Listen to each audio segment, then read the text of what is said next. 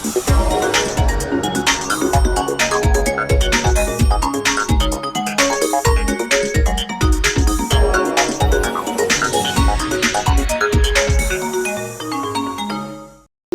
twogerako okwongera okukyusa perception abantu baffe engeri gye balabamu ebintu bino n'okubasomesa okufuna education okwawula kuba kiddayo ku kye twayise ignorance. Bambi omuntu waba tamanyi tasobola kwawula era osobola okujja n'omugamba nti nze Yesu, nze Katonda, nze gundi n'akola ki nakkiriza kuba tasobodde kufuna kusomesebwa kwawula.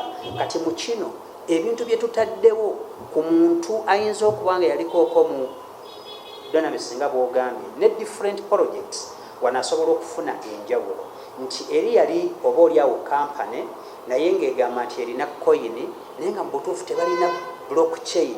Tuluwamu blockchain twagambye nti it's a digital ledger which records transactions that cannot be corrupted. It does both auditing and accounting. Kati ffe essaawa kati tusobola okwawula Kkampuni oba project na blockchain netakola ki netalina.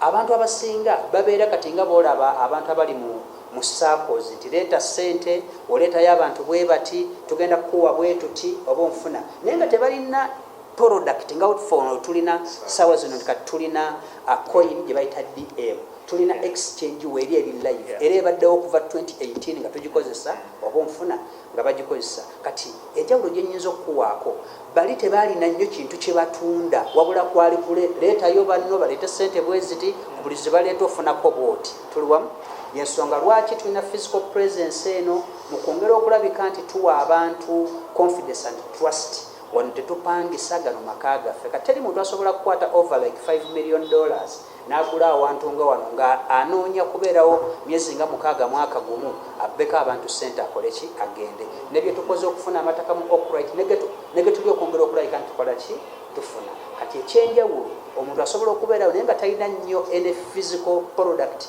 eri tangible oba nfuna ene product or service gyakola ki wabula nga bintu byakwesoloozaamu ssente nti gwe woleetayo munno tujja kubanga tukuwa ku buli muntu ssente zaleeta ssente bwezi wano tulina product and service.